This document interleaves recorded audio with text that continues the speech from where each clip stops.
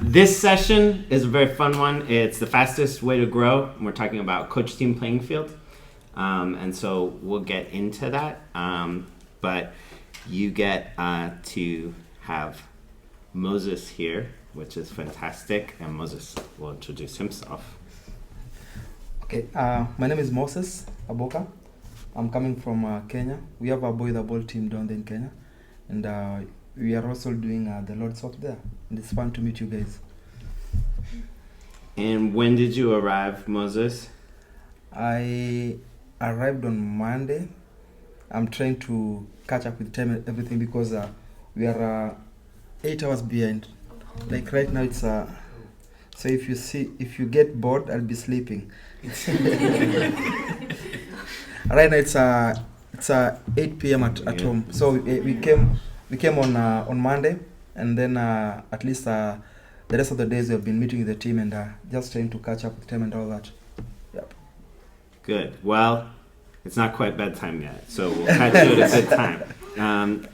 And my name is Pete Emmett. I am part of the global team here with Boy with the Ball, and I am also the head of school at Gwinnett Global School, which is an elementary school that we actually just started. We just finished our first year a couple days ago. So that is very exciting season. So this is one we're talking about, Coach Team Playing Field. It's one of my favorite things. If you've seen the book, The Forgotten Pieces, this is a part of it. I know some of you guys have seen this. If not, they do have them outside if you'd like it. But especially as we are approaching the things we're talking about, missional creativity, finding God's purpose, and then especially if you're a young person or an older person, wanting to be in a place where you can grow in the things that God has for you is a great place to be. But then there's always the question of what do we do? What does it look like? How do we do it? And so we've found that these things are really helpful. Coach Team Playing Field. So I'm going to start with something that they already stole our thunder a little bit. Jerry White did. But I was going to say, you are not meant to do it alone. And you may be coming from a different perspective on that. And we can talk about it. I'd be happy to hear what you have to say, but I feel pretty strongly about this one.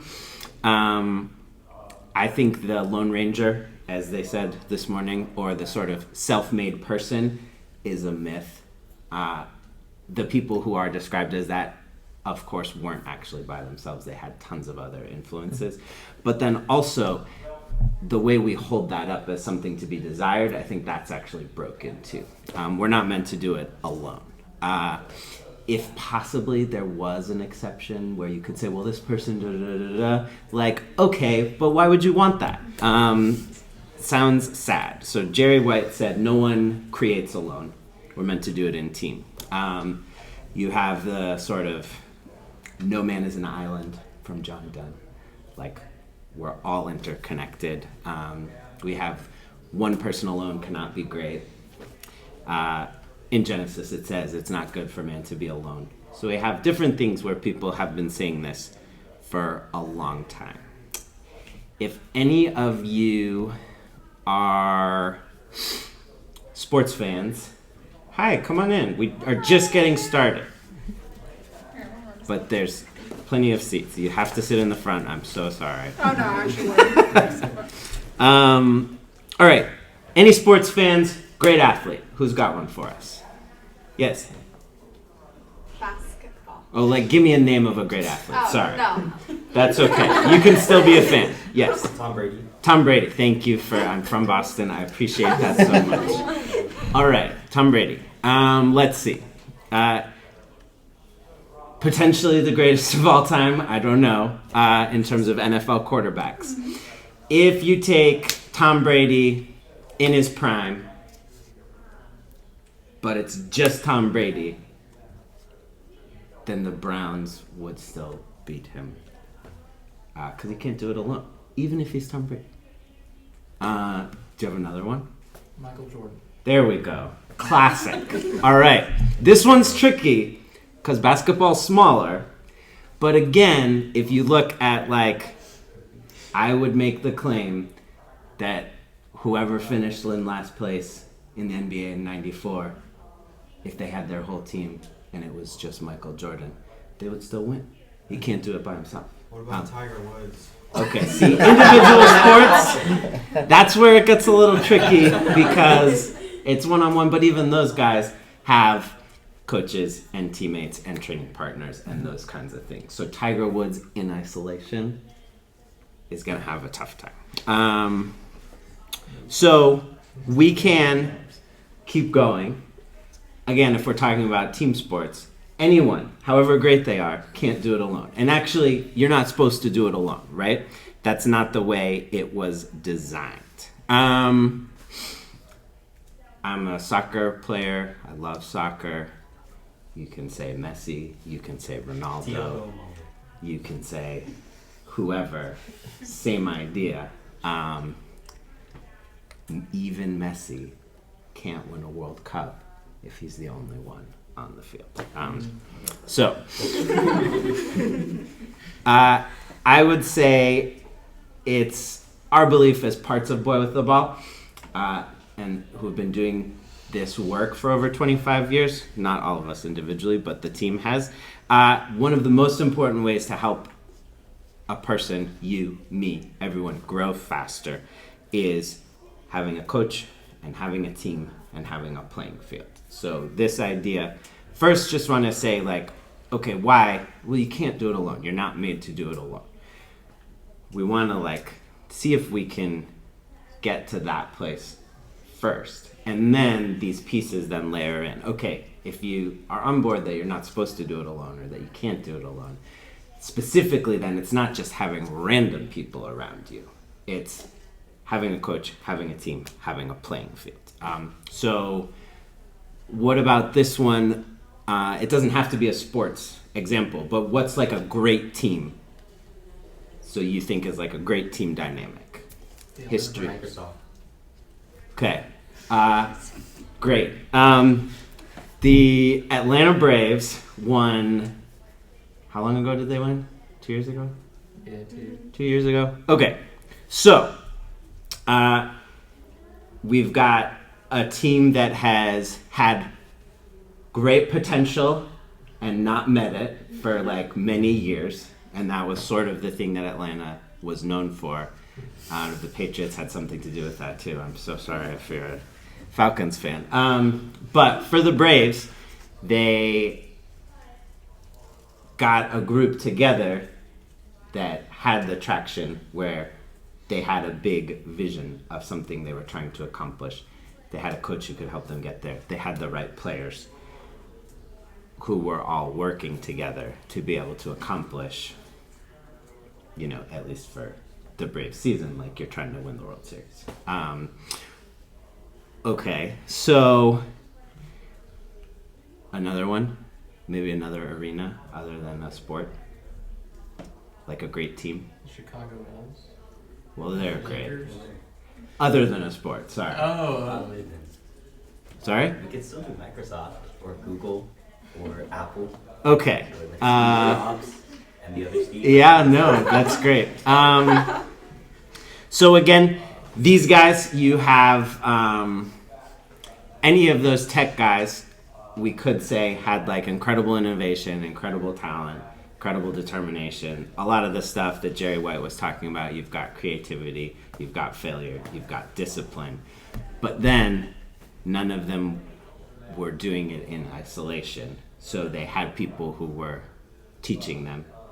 They had teammates who they were working with, and they had these big, audacious goals that they were trying to tackle together. So, you know, if it's Google, they're trying to organize the internet. If you're Apple, it's trying to get everyone to buy into switching over to their entire like infrastructure of beautiful things, and buy into sort of the belief system that goes along with that. And if you have any of those other guys, you've got something where they have something really big that they know they can't do on their own. And then there's a group who's committed to it together, and they have at least a coach, if not multiple people, who are influencing them and helping them in the pursuit of that. Even those tech guys who did something new that hadn't been done before were standing on the developments of the previous generation who made it possible to like have the technology to start the internet and all of those kinds of things. We can go down the list. Again, you have the Chicago Bulls trying to be the greatest team that ever played. You have the Fellowship of the Ring, if you're Lord of the Rings, looking at, you've got a Gandalf, you've got a riff-raff team of people, and then you have the incredible thing of like destroying the ring and saving the world. That's their sort of playing field that they're fighting for. At least most of the Avengers or good Marvel movies, you've got the same sense of a coach, a leader figure. You've got a team coming together, and then you have a big audacious mission that they're trying to fight to save the world. They're inspirational. They give us vision when we think of these examples. I think it's helpful because they encourage us for what it could be like, whether your area is sports or more Lord of the Rings or Avengers or the guys at Google or something else. I think we're all inspired by seeing these examples of people who did it and did something incredible, and we can see it. So for us, we want to see, okay, what does that look like for us having these three key pieces working together? So we'll talk a little bit about them, and then we'll share some stories of what we've seen, but then we'd love to have a chance to talk a little bit or hear questions or hear thoughts. I mean, we're a smaller group, so having a conversation about these things is great. And sort of you can come from where you are. Okay, this is, but what about this? Like, that's great. But we'll give a little bit of the framework first. And while we're doing that, we're going to give you this.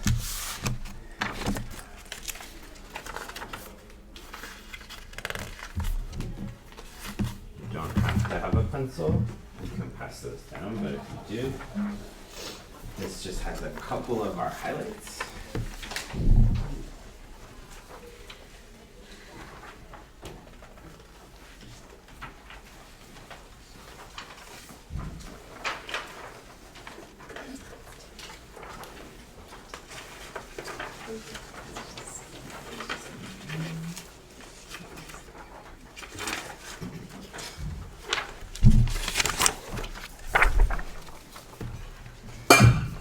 Can we get one more? Sorry. Yeah, of course.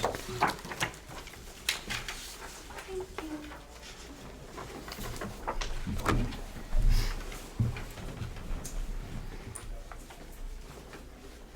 So we'll come to those things, but wanted to have those for you. So we've got coach and team and playing field. So coach is an interesting one. The idea is you can't do it alone, and then you don't necessarily want to just have the people next to you who don't know to then say, well, I don't know what I'm doing. Do you know what you're doing? And they say, I'm not sure what I'm doing. You can be friends, but to have them be your coach is challenging. So you really want to look intentionally for someone who has some experience and can share. Now, it's important in the context we're talking about that coaches do not have to be perfect. Coaches do not have to be superheroes. If you're looking for a basketball coach, you don't have to find Michael Jordan. And you don't have to compare every single possible person to Michael Jordan. That's not what it is. For what we're talking about of being followers of Jesus, being captured by his love for us and then turned outward to share that love with other people, we want someone who we know is really passionate about that and has some experience and can share some stories with us. So a coach is a person who you can come and to be able to lay everything on the table, and they're not the person who answers everything, and they're not the person who tells you what to do, but it's a person who you know you can trust from what you've seen of their life and the examples that you've seen from them of being a person who follows Jesus, to then walk into, okay, what was it like for you? This is what it's like for me. And you start to have a dialogue and say, well, I tried this and I'm not sure about this. And there's an opportunity for that relationship back and forth. The idea being that they are running after Jesus. And as you are turning to learn to follow Jesus or follow him more closely, it's a person who you know can encourage you and support you in that process, but you're not running to them. You're both going towards Jesus. You're just hoping they're a little bit further ahead than you so that they can let you know about certain things that are pitfalls or opportunities so that you can benefit from their experience. And then a coach is really important because when we're by ourselves, we can very easily get stuck in our heads, and it can be hard to know how to see things clearly or objectively. If you've ever had the question of what are you supposed to do with your life, which John Sanko gave us some interesting punches into this morning, but you're just sitting there in your room, in your head, thinking about it, it can be very easy to get confused, or it can be very easy to say, well, I think it was this, but then these people are saying this, but then I like this, but I don't know if I can do that. If it's just in your head, it can be overwhelming. And if you are thinking about a person that you might like to marry someday, that's another one that can be very complicated if you're just sitting by yourself in your own head, because it can be very easy to start to think, no, I think like God told me to marry this person. And then that can happen again, the next weekend as someone else crosses. And you can sometimes get a little lost just by yourself as you're thinking, oh no, God's definitely saying this, when really it's a complicated mix of like your emotions and things that you're trying to sort out. So that's where a coach is really helpful, because a coach is someone you can go to and say, hey, so I was doing this thing and then this thing happened at school and a person asked me this question and then I was able to help them solve this problem and then they were able to get better, or they were able to be successful and I was able to help them. And I really liked doing that. So I think maybe I'm supposed to be a teacher. That's a great thing that someone can say, wow, that sounds like God's giving you something and you're really come alive when you're doing it. When I hear you talk about it, your eyes light up. So yeah, that's something we should really pay attention to. Versus, well, I was thinking about it and, I don't know if I am very good at science or my other math classes, and I'm sort of scared when people get injured and I see blood, but I think I want to be a doctor. That's a helpful conversation to be like, all right, well, let's dig into that a little and see where those things are coming from, because the things that doctors do, you say you don't like. Again, helpful to have someone who can process with you. And the same thing, when it's this week's version of, no, I think I'm going to marry this person, can be like, okay, have you had a conversation with them? No. Do you know who they are? No. Do you have any way where you might run into them again? I don't think so. Okay, well, let's look at that one and see if that's really something the Lord is doing or just something that your emotions are getting you wrapped up into.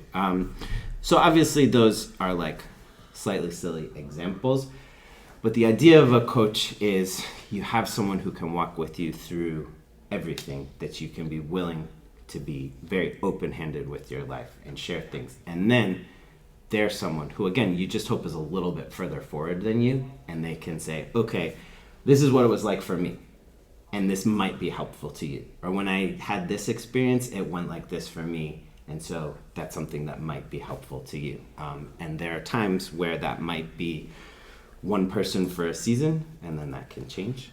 And that's totally fine. If you may find that there's someone who, for a few years, is really helpful, and then as you grow, you're spending more time in different situations, or you just get older, and that can change. So your coach does not have to be a lifetime appointment. It's really a sense of, if the Lord is drawing you together in a season, go for that, but then we hold things open-handed. But it's a person who can direct you to Jesus and help you to process things. I will say, For me, I have at different times in my life had people who have had influence. I've had good teachers, I've had good coaches. All of that is great. But then having someone when I was older who I was able to say, things didn't go the way I thought they were going to go. I did all of these things because I was trying my best. And then a lot of things sort of fell apart, and now I don't know what to do. Having a person to go to, as I'm saying, what I really need to do is I have to figure out what God is saying to me, and I have to figure out how he's leading me, and I have to figure out what his purpose is for my life. Because when I just do it in my own strength, like everything didn't work and it all fell apart.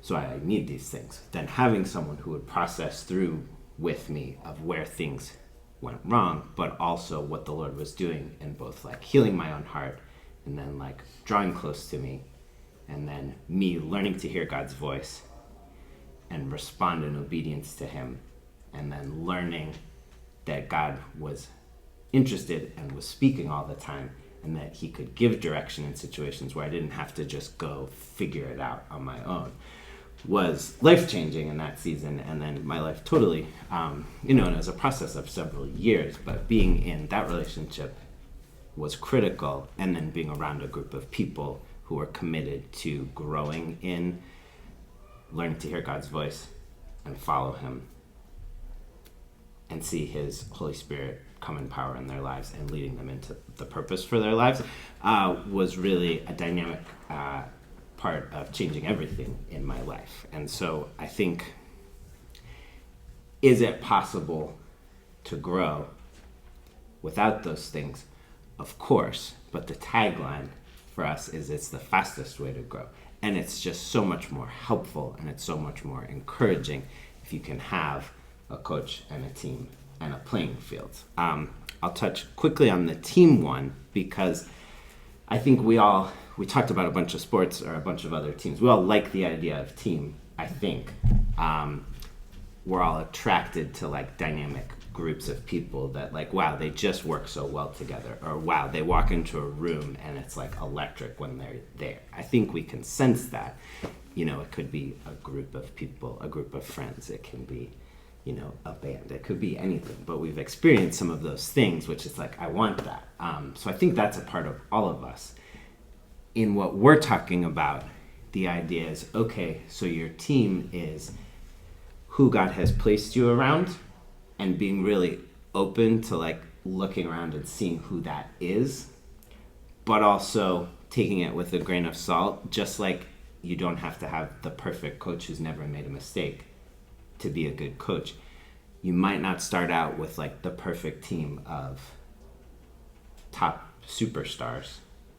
They might be more like you, and you're going to have to work to figure it out together, and that's okay. So it's paying attention to not what you would think, but who's around you, who are the friends who you keep coming up in your heart as you're thinking about your life and wanting to grow, or the people around you who are encouraging, or the people around you who are asking questions that open your heart more, and that it brings inspiration into your heart for what your life could be.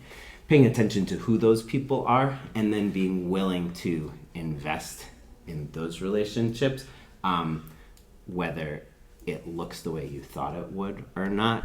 Again, if we look at the first part of the Fellowship of the Ring, they all had lots of questions about why each other were there. Some of them even had like grudges against each other of like, I'm not working with them. So I would encourage all of us to like be open, because then that story, everybody actually brings the exact thing that was needed for them to do what they had been set together to do. And it wouldn't have worked if they were all like perfect elite, elvish warriors, or if they were all, rugged, grubby dwarves. Like, it doesn't work. You needed the diversity of things. And if you look at Jesus with his disciples, we have a similar picture. It can be easy for us to idolize the disciples sometimes of like, but they're the disciples. They're they were like so good. I think actually at the time, like they were looking around the room as more people started showing up and were like, them? Really? Like, I know I should be here, but them? Like, I know them. Like, I don't know. Like, Peter has a temper and he's like oftentimes getting into trouble in town and like picking fights. So like, I can't trust him. Or like him, he's an outcast. So I think Jesus intentionally called people and brought them together. And it wasn't because of each person, but it was because Jesus had called them together into something and they needed to learn from each other in how they could do it. For playing field, Moses is going to share a little bit about that one. Peter was just talking about maybe having a team and even like a player, but all players need a playing field. Even if you are like the best player, first of all, you said that like you cannot play alone. You need to play with a team. But then it won't make any sense if you're a great player, but you're just sitting back at home. It won't make any sense. You cannot even win the World Cup if you're Messi and you're not going to play like a tournament and all that. So even for us, because we have been called, and once you've got like a coach who have sharpened our skills, and of course, it's not something that you can do alone. We need to look for like where am I going to exercise these ones, and that's where a team comes in. It depends from one person to another person, because most of us, Jesus called us, and there's a purpose. John spoke about the skills that we have, and we have to share them with joy. Where are you going to share these particular skills? Maybe if it's playing flute or maybe anything else. Maybe like if you're a good dancer, if maybe you're like a good singer and all that. You cannot just stay with them, but you have to look for a field where you have to give it out. And the field depends from one person to another person. And it doesn't have to be anonymous that I know my field alone. It has to be something that you have to share with your teammates. It can be as simple as maybe part of your schoolmates, maybe just having a talk with them. Maybe within your community, if you can find like maybe one or two people that you can be having a conversation with, and just seeing the way the Lord have called you and the difference that you want to make. How can you make it in a particular place? And it's everywhere. Like the field is just everywhere. It's just a question of asking yourself and hearing what the Lord is telling you that you need to go to a particular place, or maybe you need to do a particular thing. And some of these things, they are very simple. But if you're being led by the Spirit of God, then it becomes even more simple. You don't need to think so much like something which is so much complicated. Normally, it's just that the field can be like the person sitting next to you, or maybe just your neighborhood. It doesn't have to be like something so far, maybe it's something so complicated. For me, I remember like when I was just joining the church, we were still so fresh. We joined the church as teenagers. We were so fresh, and then we had like a lot of questions about life, about our purpose in life, about what we should do next, and all these things. And then there was a certain pastor who was very, very friendly. So we used to meet at the church. We used to speak about the Bible. We had a lot of questions about life and what next for us and all this. But through it, we started realizing like what God had called us for. As much as the best thing with having the youth pastor with us, it was making us to understand and to take like the clear path, which the youth pastor was more like a coach in our life. Because for us, we'll come with several ideas, like maybe I can do this, I can do this, I can do this. But then the youth pastor gave us a clear path, which we knew correctly that this is what we should do. And out of it, we had some teens who were still on drugs at that time, but they were still like a part of the church, you understand? But they were taking like a lot of drugs and all that. But now it was more easier for us to understand that we should leave this one and we should do this one. And then one of the playing fields that we had, which was easier, was reaching other youths that were already already we had a connection with them. So it was so easier for us just to go back and talk with them, and they could see what the Lord was doing, because there was so much difference that was happening within our lives, and there was so much addiction that people were coming out of. So it was easier for us just to strike a conversation to them. So for us, it was easier because already we had the pastor was talking with us. In any case, somebody was falling down, would like lift us up. And like P said, he wasn't like the perfect person. He was a human being, but he had like all some maybe past mistakes and all that, but he learned from them. But he had like more experience than us, and it was easier for us to do it as a team than for us to do it as an individual, because then with a team you can meet, you can talk, and also you can pray, and you get support from one another. If you have a weakness in another area, your friend will be able to support you. It's more easier to play that way than play it like a lone ranger. And then out of it, we saw guys growing, and even the guys that we are reaching, we saw them like being able to live by the purpose that the Lord had called them. Yeah. Yeah, and I think the benefit of coming together with the coach team in a playing field is you get the chance to have people like Moses was sharing, like something's happening in your life. There's a group of people, there's something's happening with them. So you're coming both to get support, but then going back out, okay, there's all these other young people out in our neighborhood. Many of them are really struggling like we were. What are we going to do about it? So there was a passion there was like a purpose there. And then there's the ability to then, okay, get together and talk about, like, what are you saying? Okay, what are we going to do? And then you get to go do it. And then you get to come back together and say, how did it go?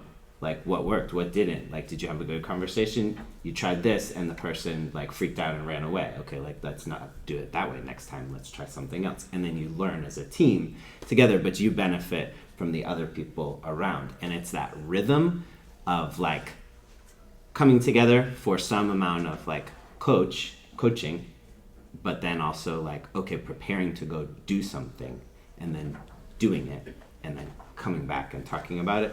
And then that sort of rhythm continues. And then that's what really supercharges growth. It's where you are, because then everything becomes like alive all the time, where every moment you're seeing like, okay, these are the different things that are going on around me. These are the people in my classes. These are the people in my family. These are the people in my neighborhood. This is what I'm seeing. And the Lord could do something. Just like he's doing something for me, just like he did something for me. So how do we see that happen for more people? And it then becomes something that becomes really addictive, where just sort of sleepwalking through life is like, I don't want to do that anymore, because like I'm starting to see just little glimpses of like God is moving in all these situations around me, and I don't want to miss it. And that becomes a really exciting way to live. I would say Jesus and the disciples is a great example of this also, of like a great coach team playing field situation. Obviously, like Jesus is teaching them. We can sometimes think, okay, we've got to spend a long time training. Like, I'm a new Christian, so I don't know anything, so I have to spend a long time learning the Bible and learning stuff before I could ever like share with anybody else. I think we do that in American culture. We go to school for like 20 years before we're allowed to like do anything. And I think that gets ingrained in us a little bit. So we just assume for the first 25 years of life, you're like a passive recipient of knowledge, experience. That's like a bonkers way to live. And it doesn't actually work that way. You're a real person, however old you are, and there's real things happening now. So Jesus did a great job of people met him, their lives changed, and like the next day they were going out and talking to other people. And seeing their lives change. So can we, coach team playing field helps us get into more of that kind of a rhythm. Like, and you may have known Jesus for a long time, then that's great. You may have just met Jesus, and that's great. You may have sort of met Jesus when you were little, but then it's really coming alive now, and that's great. But for all of it, you're launched out into connecting, because that's how you grow. You're not launched because you're perfect and you have all the answers. You are launched because that's the way Jesus did it with everybody, including us. And in that process, we learn a bunch of stuff. And then that's what supercharges our growth. If we were perfect at it from the beginning, then it wouldn't be as impactful for our growth. But it's the fact that we still have to go out and try, and we still go out and do stuff. And then the great thing is that we see God's power as we're moving, and we see, oh, he's actually involved in every single situation, in every relationship in class, in every coworker that I'm standing next to, in every person that I encounter in the checkout line as I'm buying stuff, whatever it might be. Like, oh, all of this, it becomes like a playing field where he could move.